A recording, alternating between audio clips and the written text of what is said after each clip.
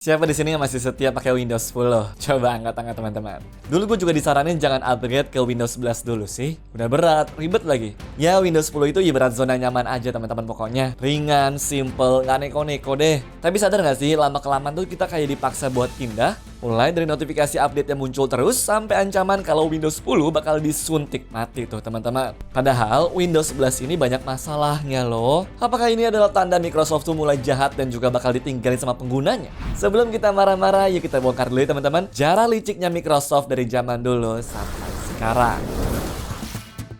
Jadi gini guys, kebiasaan memaksa ini bukan hal yang baru buat Microsoft. Kita mundur dulu ya ke tahun 1980-an.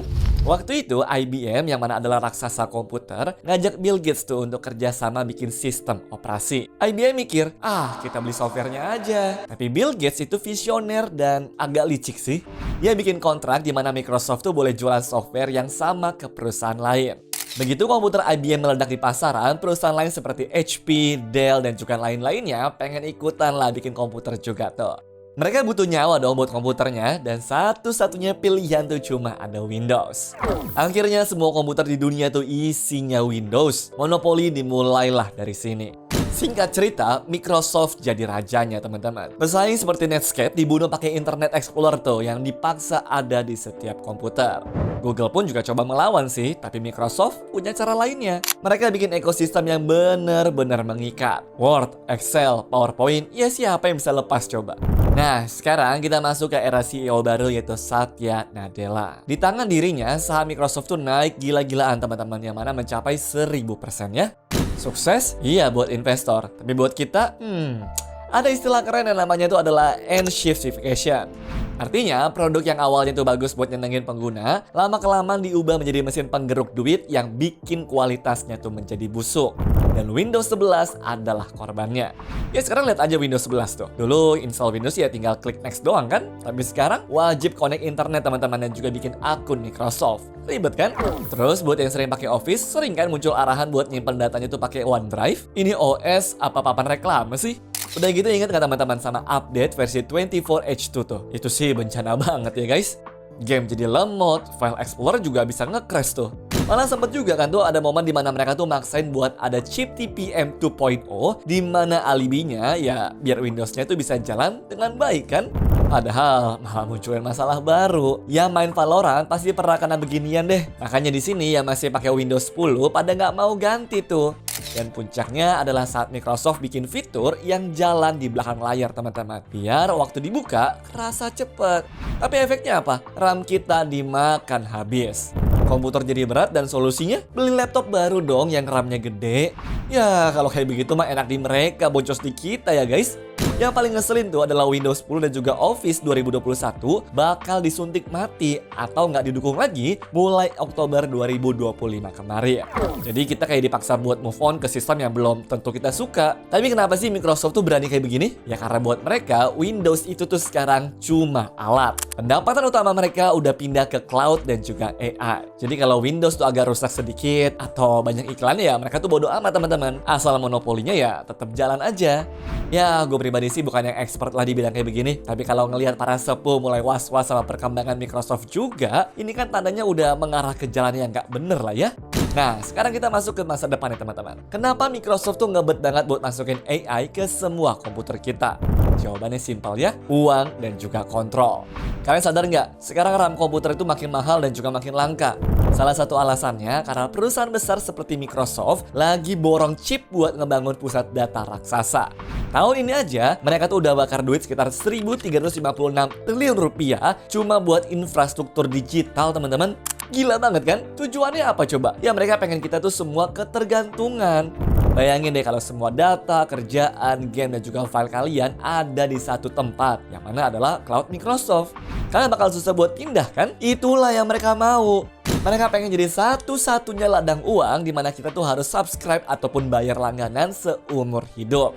Apalagi Microsoft juga udah naruh tuh investasi raksasa sekitar 220 triliun rupiah ke OpenAI atau si pembuat ChatGPT itu guys. Harapannya ya biar semua orang tuh yang pakai ChatGPT otomatis masuk ke ekosistemnya Microsoft juga. Tapi realitanya zonk total teman-teman. Data nunjukin kalau pengguna Copilot ataupun AI-nya Microsoft itu tuh justru turun. Ternyata nggak semua orang butuh asisten AI yang cerewet di komputernya ya. Jadi pertanyaannya sekarang, apakah Microsoft tuh bakal sukses bikin kita kecanduan atau malah ditinggalkan? Menariknya nih, dari data yang ada, pemakaian Linux juga mulai terjadi kenaikan pertama kalinya teman-teman dalam beberapa tahun belakangan. Atau kalau mau diterjemahkan secara langsung tuh, ya Windows mulai kehilangan penggunanya. Soalnya Linux sendiri sekarang tuh sudah dianggap lebih baik, dimana tentunya juga dalam hal privasi loh ya. Memang sistem operasinya mereka itu open source gratis teman-teman, tapi pengembangnya nggak tertarik buat ngambil data penggunanya.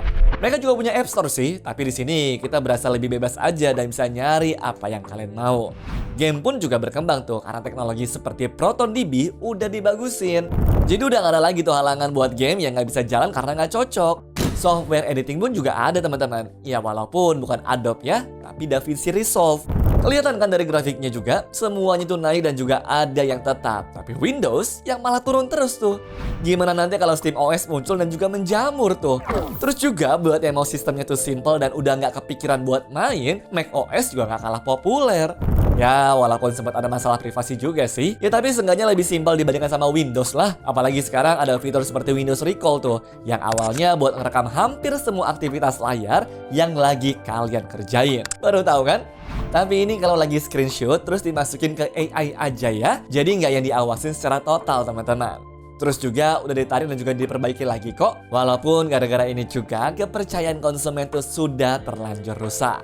Dan pada akhirnya kita memang harus terima sih teman-teman kalau Windows yang sekarang sudah kebanyakan sama data, iklan bawaan, dan aplikasi yang tidak berguna.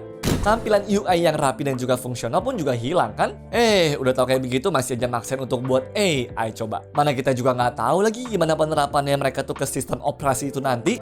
Soalnya lihat aja nih Agentic teman-teman. Sebuah sistem baru AI dari Windows yang nantinya tuh bisa mengambil keputusannya sendiri.